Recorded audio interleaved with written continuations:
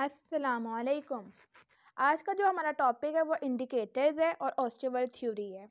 Indicators एक बहुत easy topic है, पर मसला ये होता है कि क्योंकि ये अक्सर कम पढ़ाया जाता है, जिसकी वजह से स्टूडेंट्स को ये टॉपिक याद नहीं रहता। लेकिन इंडिकेटर्स बहुत ईजी टॉपिक है, तो अब हम इंडिकेटर्स के बारे में जान लें।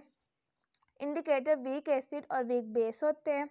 वीक एसिड एक ऐसा एसिड होता है जो हमारे पास H पॉजिटिव को इजीली डोनेट ना कर सके, जैसे कि हाइड्रोफ्लोरिक एसिड।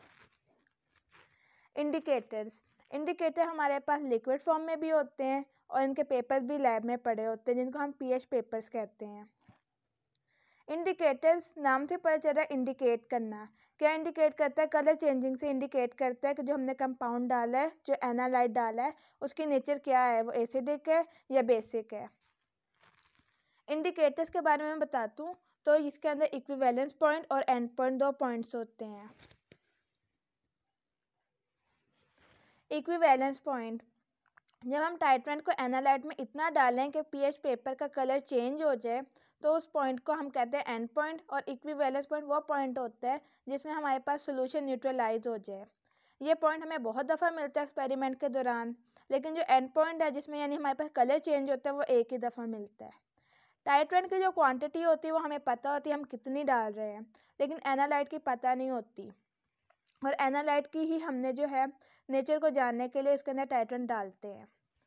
इंडिकेटर्स के अगर हम टाइप्स की बात कर लें तो उसके 5 टाइप्स हैं: redox, precipitation, acid base, absorption और यूनिवर्सल।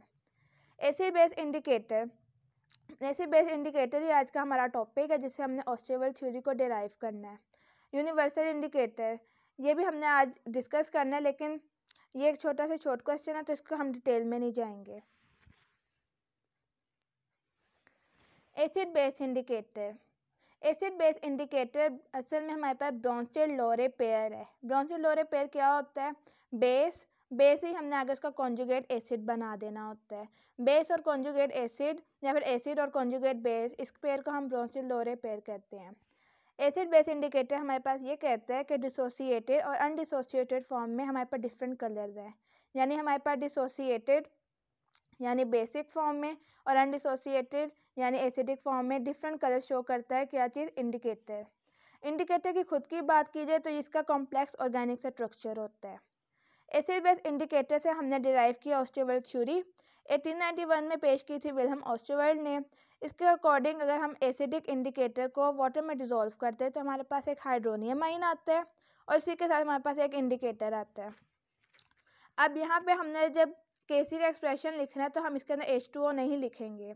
वो क्यों नहीं लिखेंगे? क्योंकि यहाँ पे हम सॉल्वेंट के तौर पे इसको यूज़ कर रहे हैं। लेकिन जब हम वेपर फॉर्म में यूज़ करेंगे वाटर को, तो हम इसका केसी एक्सप्रेशन लाजमी लिखेंगे। नेक्स्ट मूव करते हैं हम डेरिवेशन में। तो एसिडिक इंडिकेटर लें, उसकी करें आयनाइजेशन। जब आयनाइजेशन की तो इसकी बनाना है हमने इक्विलिब्रियम कांस्टेंट एक्सप्रेशन। तो इक्विलिब्रियम कांस्टेंट एक्सप्रेशन में हम सबसे पहले जो ऊपर चीज़ लिखते हैं वो प्रोडक्ट्स लिखते हैं। तो ये हमने प्रोडक्ट्स लिखे, नीचे हम लिखते हैं रिएक्टेंट, और इसके कांस्टेंट को हम क्या कहेंगे? Indicator constant. अब हमने इसके अंदर से H पॉजिटिव की कॉन्सेंट्रेशन को जब निकालना है तो सारी इक्वेशन को रीअरेंज करेंगे। रीअरेंज करने के बाद हमारे पास कुछ यूँ आ जाती है। इसके बाद हमने नेगेटिव लॉग देना है। जब हम H पॉजिटिव का नेगेटिव लॉग लेंगे तो ये हमारे पास pH बन जाएगा, और जब हम इंडिकेटर कांस्टेंट का नेगेटिव लॉग लेंगे तो हमारे पास pKn बन जाएगा, और बाकी टर्म एज इट इज़ आ जाएगी। क्योंकि यहाँ पर ऊपर हमारे पास आयनाइज फॉर्म नहीं है बल्कि अनआयनाइज फॉर्म है, और नीचे हमारे पास आयनाइज फॉर्म है।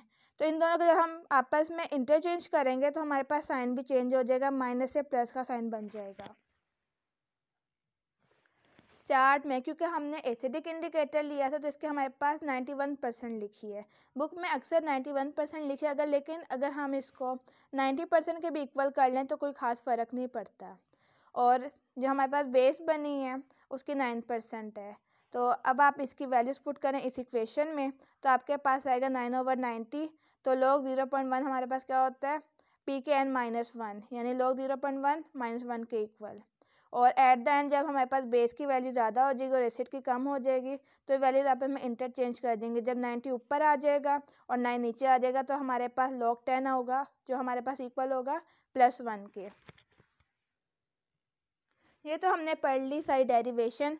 अब ओस्टेरवेल्ड थ्योरी की डेफिनेशन क्या है तो उसको हम डिस्कस कर लेते हैं। Osterwald theory के according, the theory that all indicators are either weak acid or base in which color of ionized form is different from the color before dissociation. तमाम जो इंडिकेटर्स हैं वो वीक एसिड या weak base हैं, पहले बता चुकी हूँ। आयनाइज फॉर्म की जो हमारे पास कलर आता है उसके अनआयनाइज फॉर्म से कलर बहुत ज़्यादा डिफरेंट होता है, ये बात भी पीछे बता चुकी हूँ। तो ओस्टेरवेल्ड थ्योरी हमारे पास कंप्लीट एक डिस्क्रिप्शन आ जाती है इंडिकेटर्स की भी और उसकी कलर चेंजिंग के बारे में भी। तो स्टार्ट में हमारे पास एसिडिक थी तो 7 से ऊपर पीएच होगी और एट द एंड हमारे पास अल्कालाइन आई थी, जैसे मैंने आपको इस स्लाइड पे दिखाया था। लेकिन ये याद रहे, अगर हम बेसिक इंडिकेटर लेंगे यानी जहाँ पर मैंने एसिडिक इंडिकेटर लिए, अगर मैं OHIN लिखूँ तो हमारे पास चार्ट में ये बेसिक होगी और एट द एंड क्या होगी, एसिडिक। केसेस, इसका 4 मेन केसेस हैं। पहला केस स्ट्रॉन्ग एसिड और स्ट्रॉन्ग बेस का।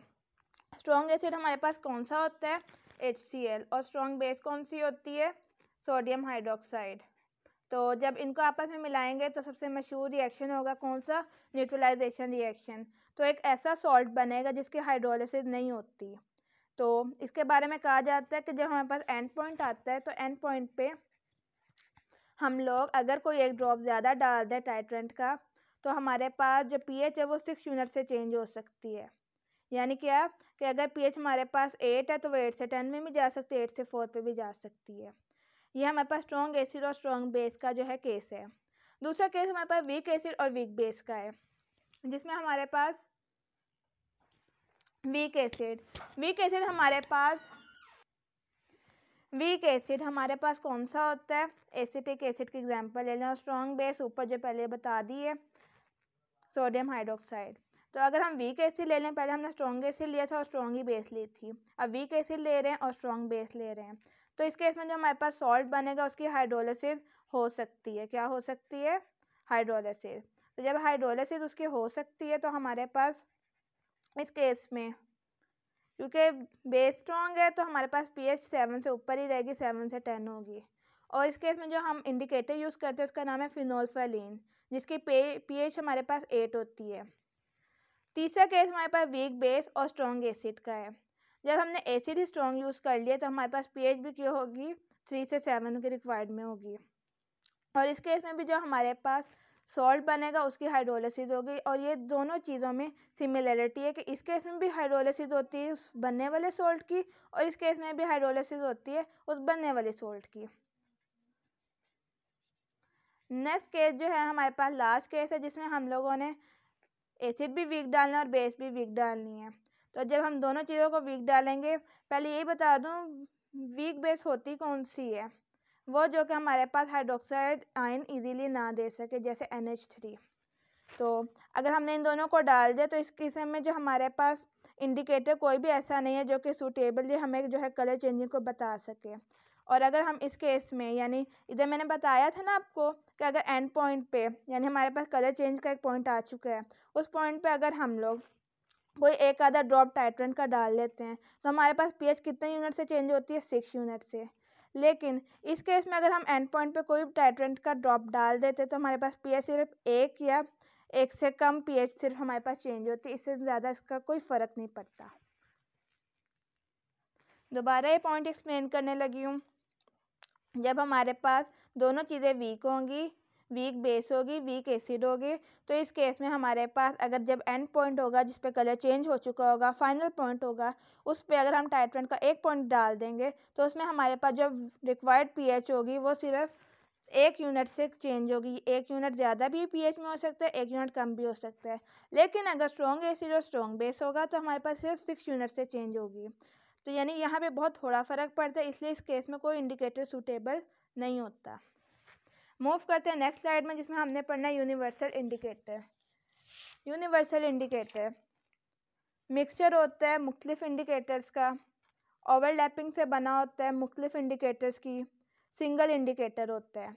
एग्जाम्पल, मैं मिथाइल को ले लूँ, एनेप्थलीन को ले लूँ, थाइमोल्फेलिन को ले लूँ और फिनोल्फेलिन को ले लूँ और ब्रोमोथाइमोल ब्लू, ये सारे एक इंडिकेटर मिला के मैंने एक इंडिकेटर बनाया। Single indicator. तो जब मैंने सिंगल इंडिकेटर भी बना दिया, और ये बना किससे, सबकी ओवरलैपिंग से और मिक्सचर से। और इस केस में जो हमारे पास पीएच होगी, तो जो सबसे लोएस्ट पीएच अगर जिसकी भी है और जो सबसे हाईएस्ट है, तो उन सबको मिला के हम इसकी पूरी एक रिक्वायरमेंट बन जाएगी 2 से 10 पीएच। तो ये आज का हमारा लेक्चर था। उम्मीद है आपको समझ आई होगी। जो चीज़ की समझ नहीं आई, आप कमेंट सेक्शन में उसको बता दें ताकि आपको उसका जो है आंसर कर दिया जाए। जज़ाकल्लाह।